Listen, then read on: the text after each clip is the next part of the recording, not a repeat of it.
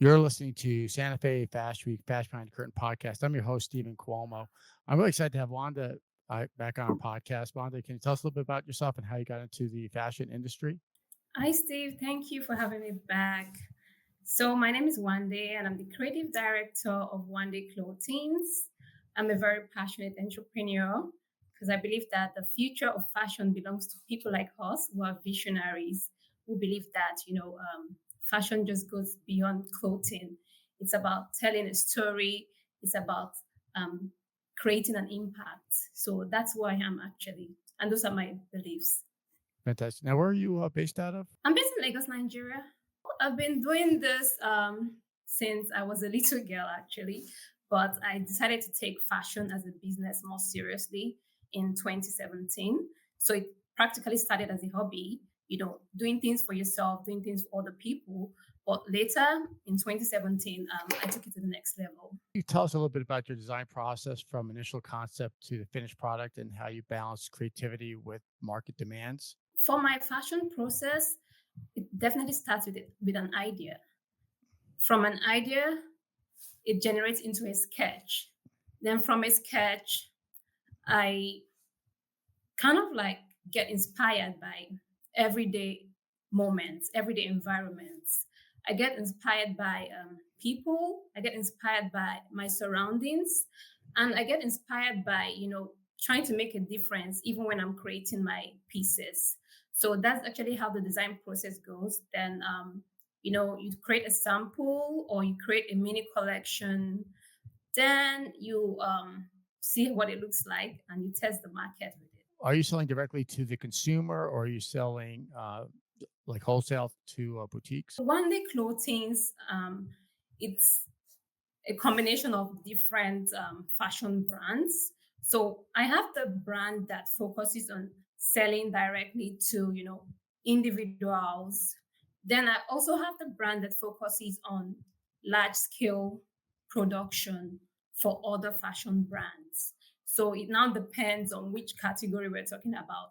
So I'm just giving you, I'm responding as a group right now. Can you also do marketing or not marketing, manufacturing as well for other designers? Can you tell us a little bit about that part of your business? Okay, yes. I kind of realized that many like small scale designers they want to produce, they want to manufacture, but they don't have the resources, to manufacture in large capacity. I actually started as a women's wear brand, but along the line, I kind of realized that there was a gap which I felt the need to fit in that space. So what I do is they reach out to me actually. Like it just started as, can you do this for me one day? Can you do this for me? Can you do that? Then I kind of realized that many designers are in need of garment manufacturers. So we've been doing this for a while, not just for designers in Nigeria, but designers in the UK, in the US, in Ghana. And surprisingly, it's been a good thing for me because I'm able to provide, solutions for them. And I'm happy that they are also happy, even while I'm running my own independent fashion brand. So that's like creating an impact, which is something I'm really positive about. Now, last time we spoke, you talked a little bit about the challenges of getting fabrics and fabric sourcing. Can you maybe talk a little bit more in depth about that? Oh yes. So when it comes to fabrics, because it depends on the kind of fabrics that designers want to use for maybe a collection. So most small scale brands they can't really like purchase fabrics in large quantities because of um, they're limited in resources. The challenge that I've experienced and I'm still experiencing is when you purchase the fabric like today, when you want to like produce again, you might not see that exact kind of fabric. So I kind of realized that many, not many, but a few designers are leaning towards, manufacturing their own fabrics, which is also like a bit costly. Do you understand? But the major challenge in the main market right now is availability of fabrics, like getting the exact fabric again. Well, this actually leans towards like print materials, not plain solid colors like what I'm wearing.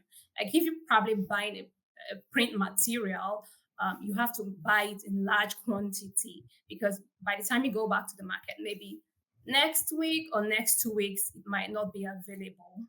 Except if you want to, buy it in bulk, which is a big challenge for small business owners. That makes a lot of sense. So, do you lean into social media? I've perused your Instagram a little bit. I think both for you, your personal brand or your personal self, your personal account, I should say, and your business account.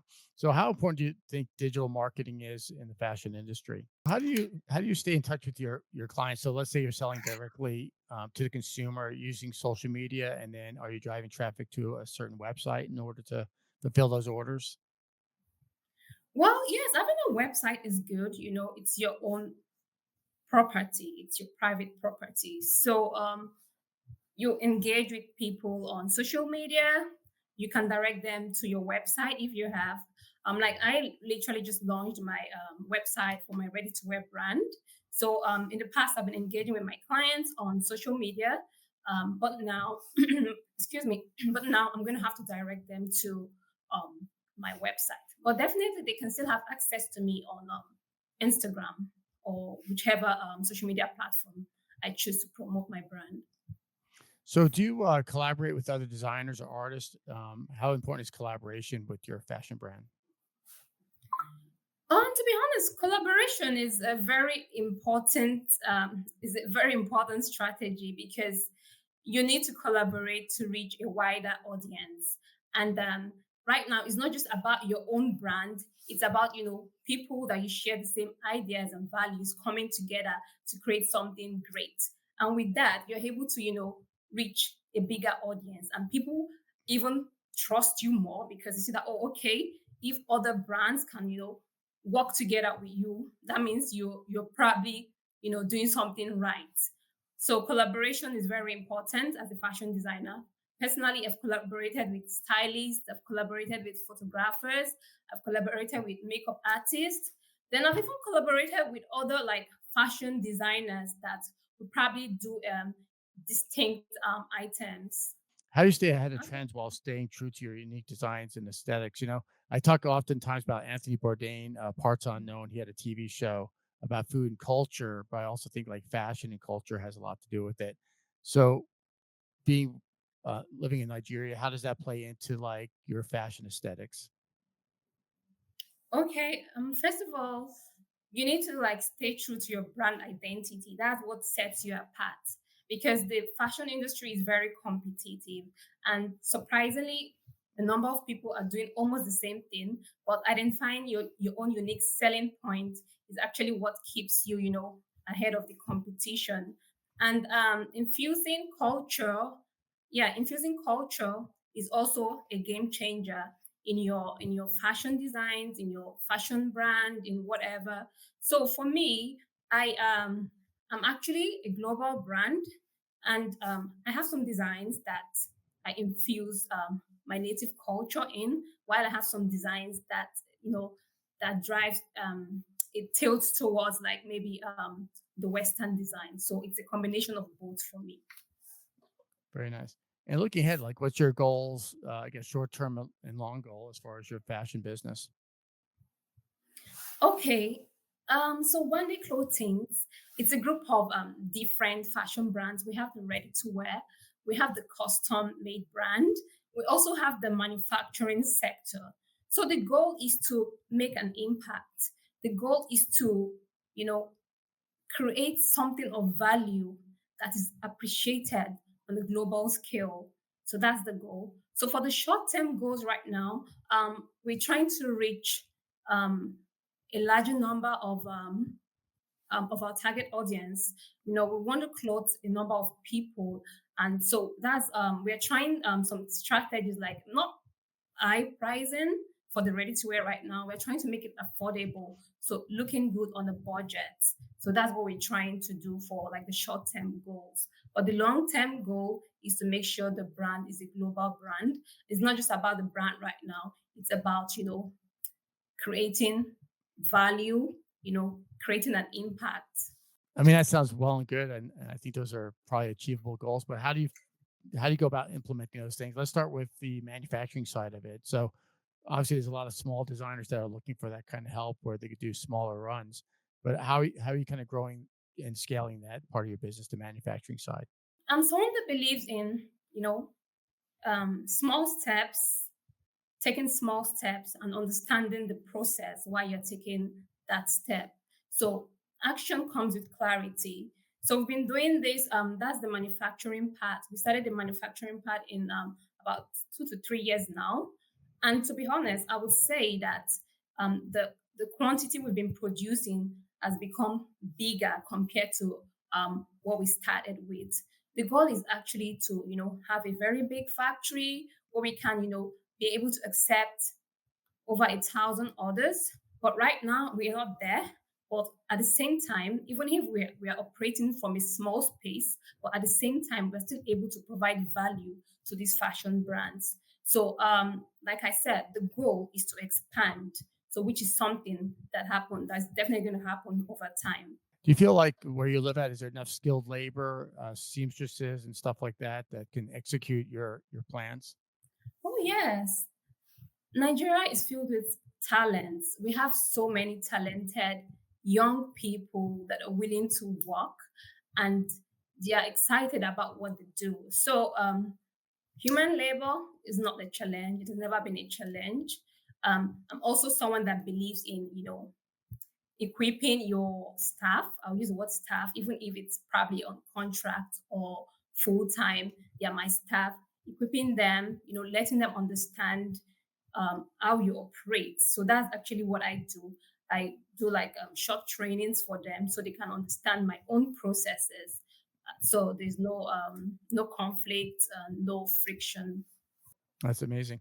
And then as far as your fashion brand, if we could pivot back to your fashion brand to become a global fashion brand, what's your plan to execute that and roll that out to the world at large?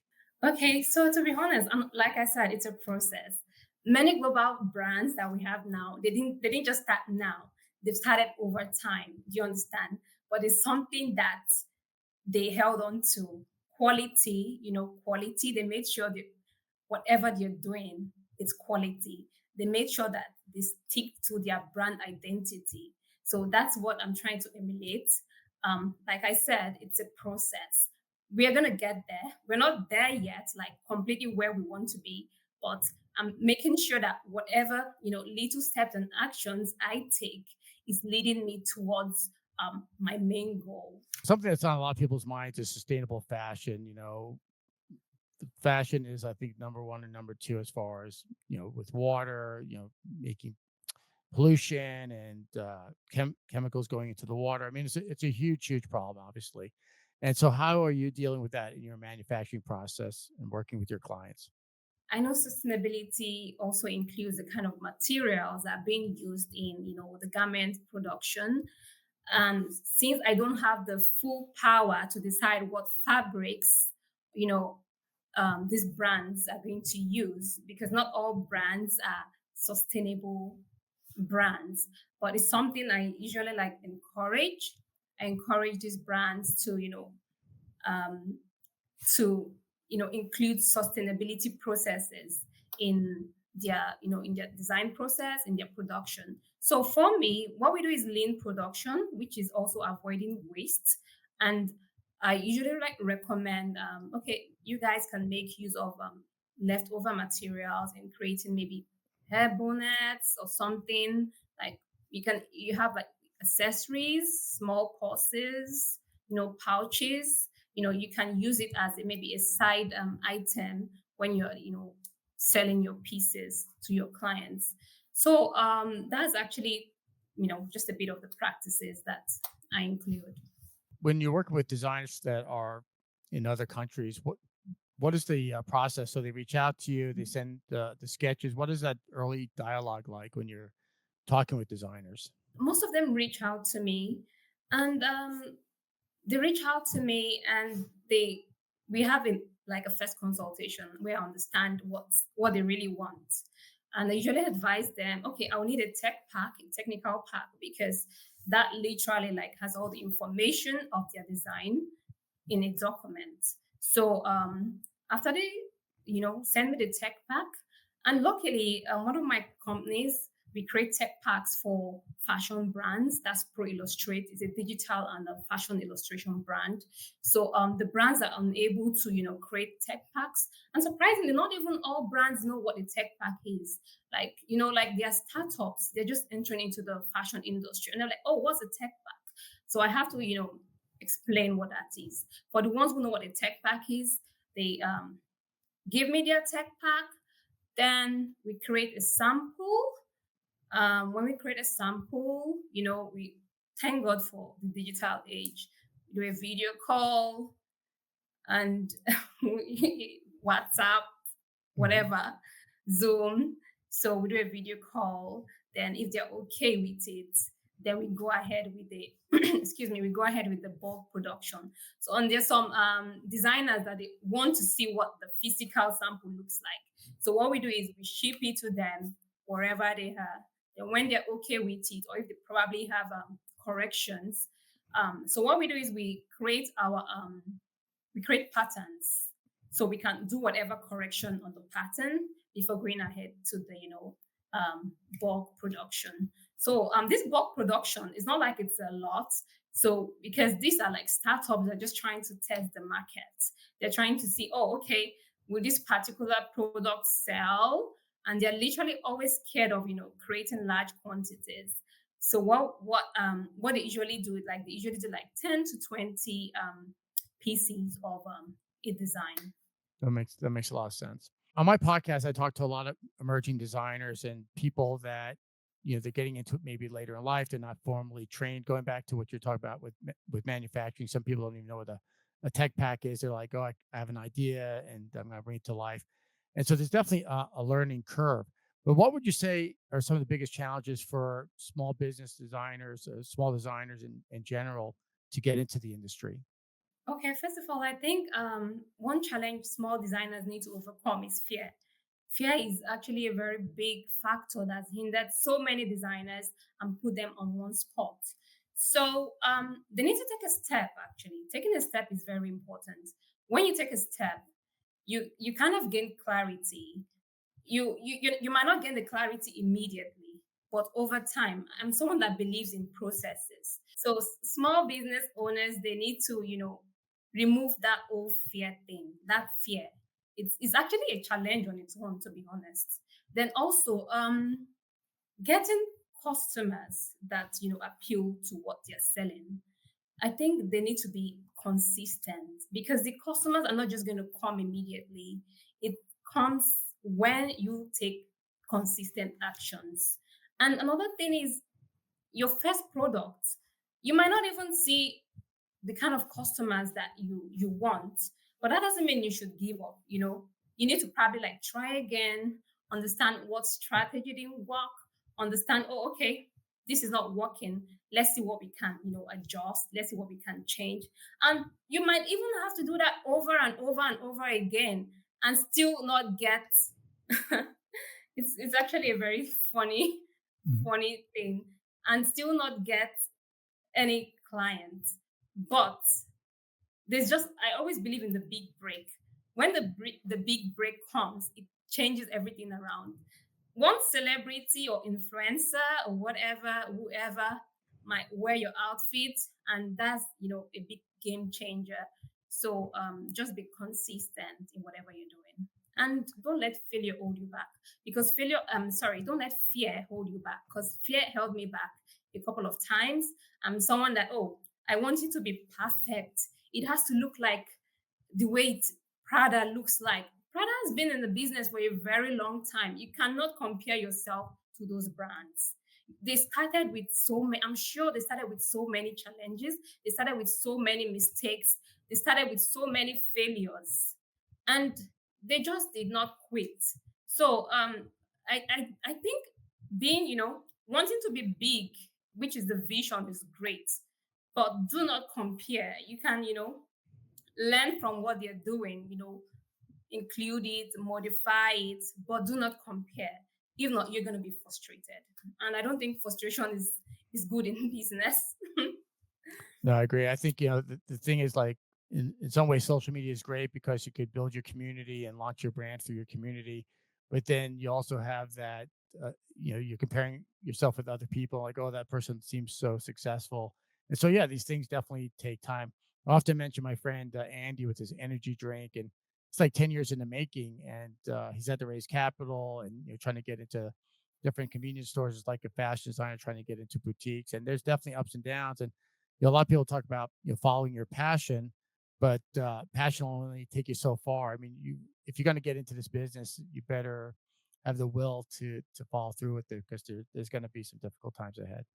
I agree. I agree. Passion is actually what drives you to start a business, but it doesn't necessarily like lead you towards success because there are other driving forces, that is required for a successful business. But like I think I made a post about passion being the foundation for starting a business. It's like, oh, the spark is like the idea, and but that idea without the right strategy, without the right team, without the right plan, that passion is gonna like it's gonna leave you frustrated actually. Yeah, and how about dealing with like people talking, talking in your head, family, friends, maybe like, what are you thinking going into this line of work? It's so difficult because it is a difficult business. Is that something you've had to deal with, like friends and family, like, "Ah, I want you to just throw in the towel, or maybe you should do something else." How do you have you had to deal with that? And if so, how do you deal with that? Well, that's an interesting one because trust me, most of my friends that we started this fashion business at the initial stage, we had dreams, we had goals, we want to be like this, want to be like that. At the end of the day, they're not doing it anymore. They're probably, they've started something else. Maybe they're working. They just, oh, fashion is not paying the bills. Well, for me, fashion is my life actually. This is what I've been called to do. And I've actually had like friends and family say, oh, one day, are you sure you don't want to do something else? Mm-mm. I'm not doing anything else. This is what I'm actually going to do. And it's been paying off. Although the early stages didn't pay off, I was like, oh my God, are you sure I'm doing the right thing? Are you sure I'm gonna get this right? But I can tell you for a fact that I've made so much progress compared to where I started from. And I think that's a good thing, progress and baby steps, but making progress along the way. That's so important. Yeah, unless you do something, even with Santa Fe Fashion Week, I mean, the first few years is like, why am I even bothering so much work? But then you learn from your mistakes and you move on and you grow and you make connections. And like even through this podcast, I'm meeting some wonderful people like yourself. So yeah, and like the thing about Thank Santa, you. you're welcome. The thing with like Santa Fe Fashion, I imagine also in the fashion industry is once you do it, always like the day after my event is you can step back and go, oh, we could have done this better, we could have done that better, right? And I imagine with working with designers, it's like, yeah, that maybe didn't work out the way you wanted to, but then we could make some tweaks. Yeah, that's good. By the way, you're doing a great job. I've been going through your videos and well done. Oh, thank you. That's very that's very kind of you. Well, I think you're going to become a powerhouse in the fashion industry, and I really appreciate you. I appreciate you being a guest on our podcast. Thanks again Thank so much. you. Appreciate you. Thank you so much. Thank you. It's my You're welcome. pleasure.